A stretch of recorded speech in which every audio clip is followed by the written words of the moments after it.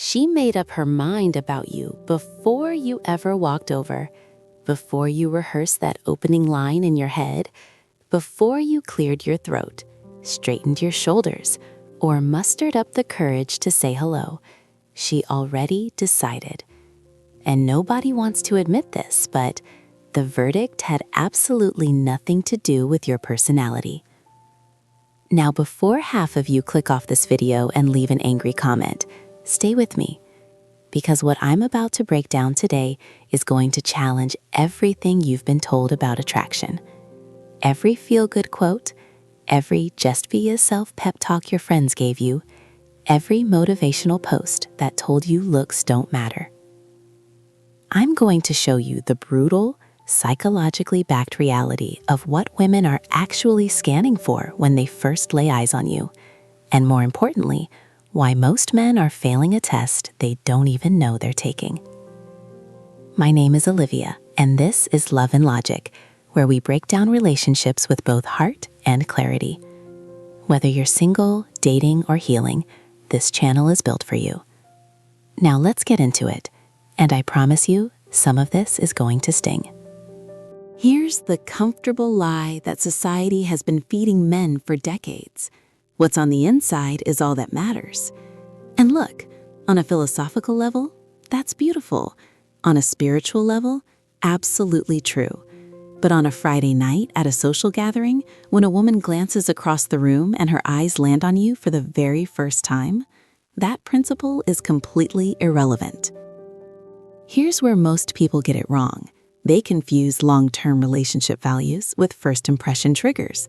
They are not the same thing. Not even close. Your kindness, your loyalty, your depth as a human being, those are qualities that sustain a relationship over months and years, but they do absolutely nothing for you in the first 7 seconds. And yes, research in social psychology consistently points to a window of roughly 3 to 7 seconds in which a first impression is formed. That's not enough time to demonstrate your character.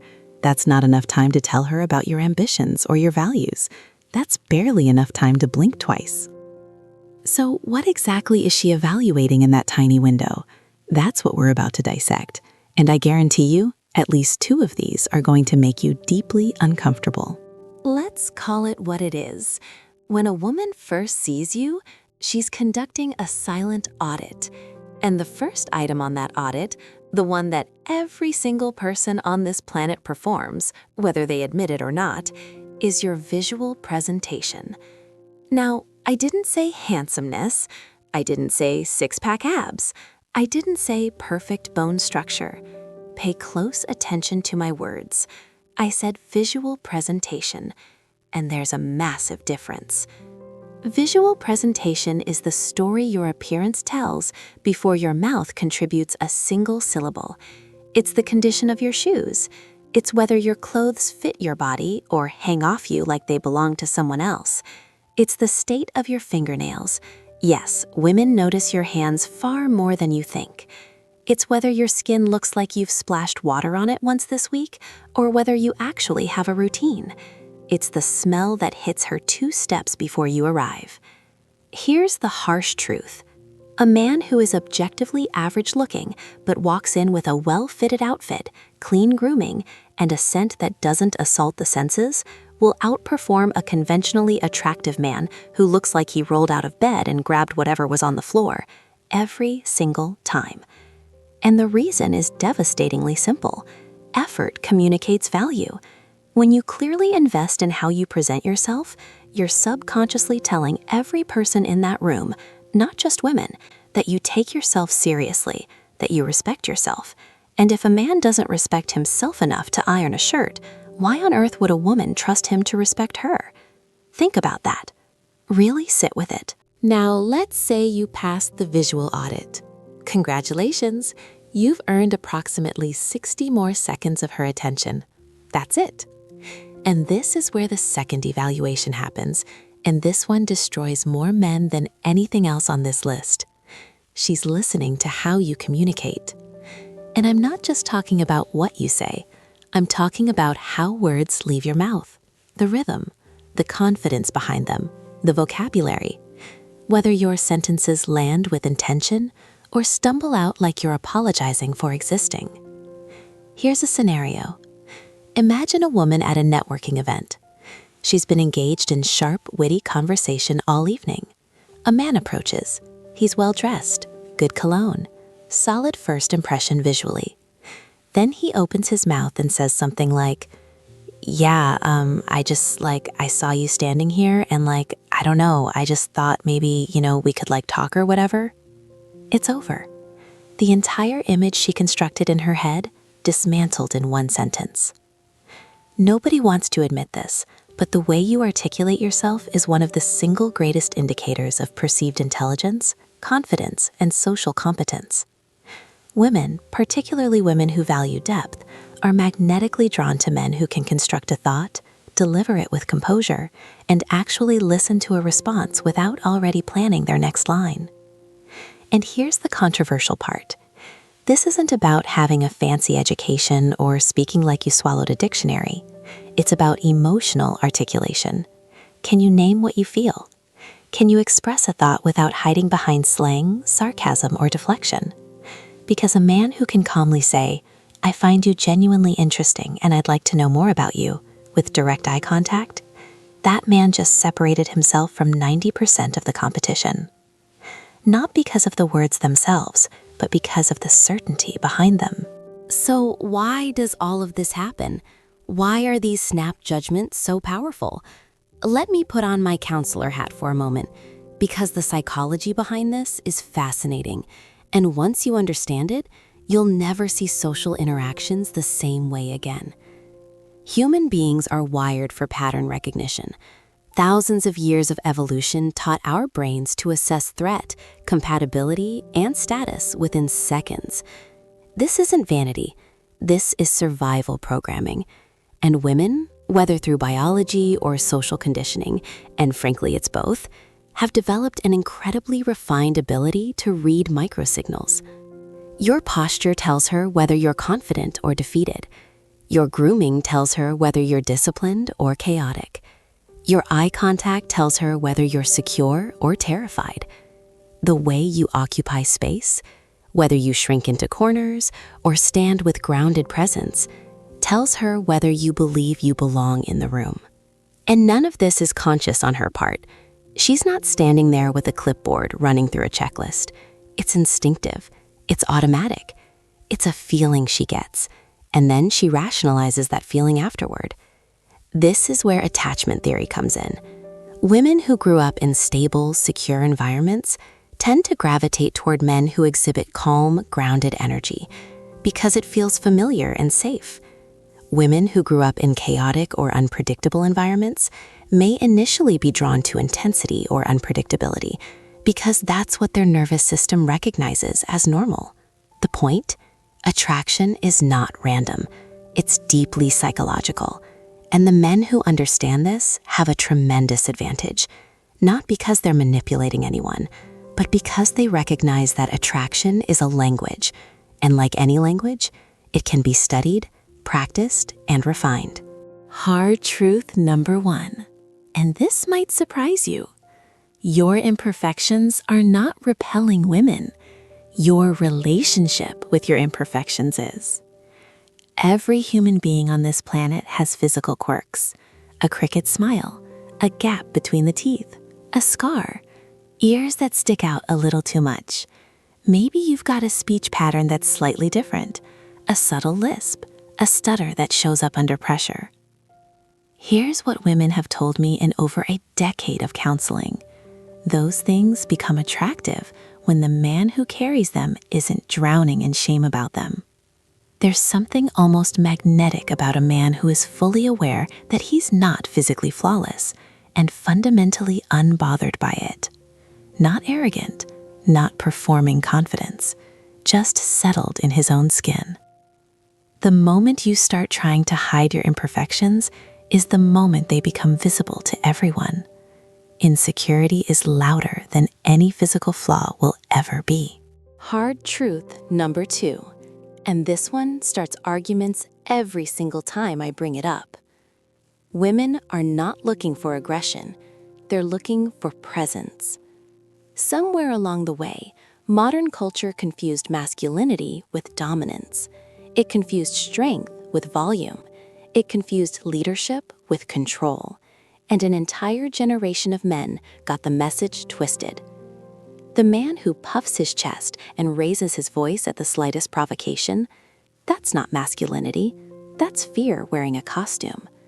The man who has to belittle others to feel significant, that's not an alpha. That's a deeply wounded person who never processed his own inadequacy. True masculinity, the kind that women are instinctively drawn to, is quiet. It's the man who doesn't need to announce his presence because the room already feels him when he walks in. It's the man who can hold tension without reacting, who can disagree without becoming hostile, who protects without possessing. And here's the part nobody talks about. Women notice how you treat people who can do nothing for you. The waiter, the valet, the person holding the door. That tells her everything about who you'll be 6 months into a relationship when the charm offensive is over and real life kicks in. If you're performing strength, she'll sense it. If you're embodying it, she'll feel it. And there is a canyon of difference between the two. Hard truth number 3, and I'm going to be blunt. If you are not interesting, no amount of physical attractiveness will save you long term. Being interesting isn't about being loud or theatrical or constantly entertaining. It's about having a relationship with the world around you. It's about curiosity. Do you read?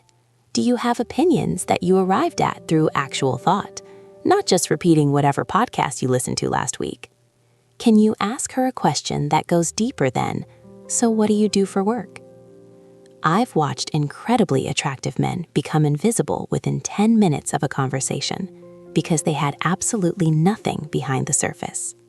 No depth, no curiosity, no spark. And I've watched average-looking men hold a woman captivated for 2 hours straight because they knew how to ask the right question at the right moment, tell a story with genuine emotion, and make her feel like she was the only person in a crowded room. Attraction gets your foot in the door. Interest keeps her from closing it. And here's the piece most dating advice completely ignores.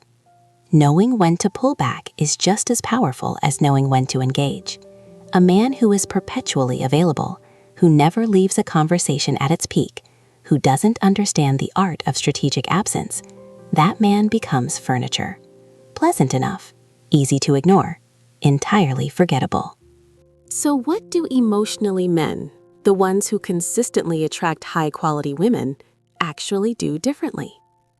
First, they audit themselves before they audit anyone else. They stand in front of the mirror, not out of vanity, but out of intentionality. They ask, does my outside match what I want to project about my inside? And they make adjustments accordingly. Second, they invest in their communication like it's a skill, because it is. They read. They listen to how articulate people speak. They practice expressing themselves clearly and calmly. They understand that words are currency in every relationship they'll ever have. Third, they develop what I call gravitational energy. This is the quiet force that pulls people toward you without you chasing anyone. It comes from having a life that's genuinely fulfilling. Hobbies, goals, a social circle that challenges you. When your life is full, you don't approach women with desperation. You approach them with genuine curiosity, and that energy is unmistakable. Fourth, and this is the one that separates good men from great men, they are radically honest about their own blind spots. They don't get defensive when someone points out an area for growth. They don't collapse into shame. They take the feedback, evaluate it honestly, and evolve. That kind of emotional maturity is so rare that when a woman encounters it, she remembers it for years. So here's my challenge to you, and I'm not going to sugarcoat it. When was the last time you honestly assessed yourself through the lens I just described? Not through your own biased perception, not through what your boys tell you, but through the honest, unflinching lens of how a stranger experiences you for the first time. What does your appearance communicate before you speak? What does your voice communicate before she knows your name? What does your energy communicate before you even realize you're being watched? Because here is the final uncomfortable truth of this entire video. You are always being evaluated, not just by women, by employers, by strangers, by everyone. The question is not whether judgment is fair. The question is whether you're going to be intentional about what people find when they judge you, or whether you're going to keep leaving it to chance and then wondering why nothing ever changes. The men who win in dating, in relationships, and honestly in life, they don't leave first impressions to accident. They engineer them, not through deception, through discipline. Now I want to hear from you, and I genuinely mean that. Drop a comment below and tell me, which one of these truths hit you the hardest? Which one made you defensive? Because I promise you, the one that triggered the strongest reaction is the one you need to work on most. And if you're feeling bold, rate yourself honestly, 0 to 10, on how intentionally you present yourself to the world. Not how attractive you think you are, how intentional you are. There's a difference. And if you can't tell the difference, that's the first problem. If this video challenged you, even if it frustrated you, smash that like button. Subscribe to Love and Logic if you haven't already, because this is the space where we tell the truth, even when it's uncomfortable, especially when it's uncomfortable. I'll see you in the next one. Stay sharp, stay intentional, and stop hoping she won't notice, because she already did.